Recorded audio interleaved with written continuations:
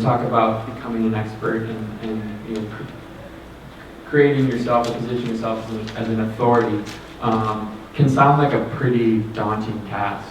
You know, if I have a website and you know I sell chairs and office furniture. What am I an authority on? What am I going to become an authority in? Maybe using an example like that, I don't want to put everybody on the spot, but you know, a lot of businesses here, and I'm sure a lot of people here have, you know, kind of small, maybe niche businesses, niche website.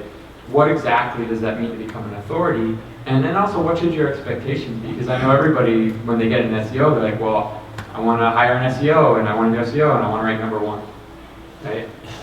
So, the chair is a good example, and a lot of small business SEO is doing SEO for for plumbers and hair salons. So it's hard to be a definitive leader in the space if you're simply a small business. So just being a curator of content and a voice of content discovery. So if you're a chair website, then show off great chairs, talk about great chairs, talk about great interior design. Maybe go one step out and cover the whole field of design and home design, and showcase great products, talk about your product, talk about how you're different.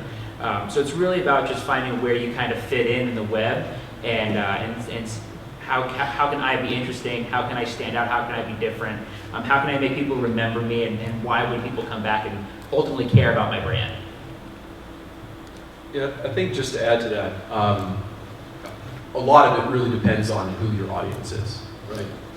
And it's probably a recurring theme that you're going to find, that we certainly saw it in the email marketing panel.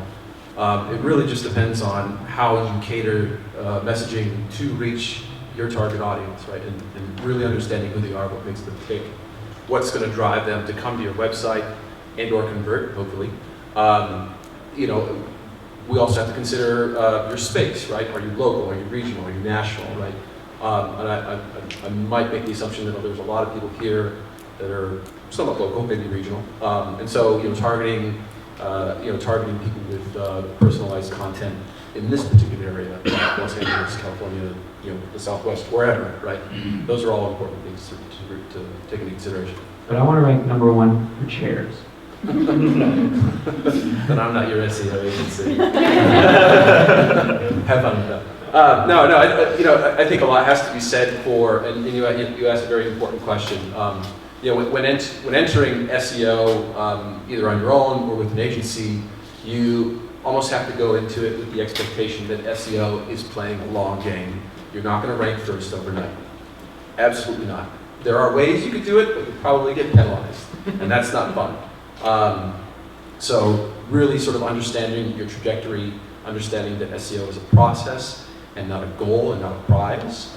Rankings are not the purpose of SEO. The purpose of SEO is visibility and traffic. And rankings are just a measure of what relevance Google affords your website. Really quick on that, I think that one big misconception that we have when we build authority for SEO is that we treat SEO as the whole spectrum of what we need to do, and SEO is basically one of the channels that you have to use to tell a story. And I think that when you have the expectation to tell someone, I'm going to hire an SEO because I want to rank #1 about a particular term like chairs or whatever, you need to first take a step back and try to figure out what is the story that you want to tell to your users. And currently, there's a lot of opportunities and a lot of websites that are getting a lot of traction, basically telling a better story than other websites. So that's where authority meets the conventional marketing and the conventional things that you need to do to have a great product first. And then you actually go and then you say, okay, the channel that I want to market my great story is an SEO or is an email marketing, or is the different opportunities that we have for that. So I think first, the idea is just to have a great story, have a great product, have a great way to tell the story behind that product, and then you go to the SEO and then you do the technical stuff, and then you actually say, where do I want to market and which keywords I want to market that story that I have.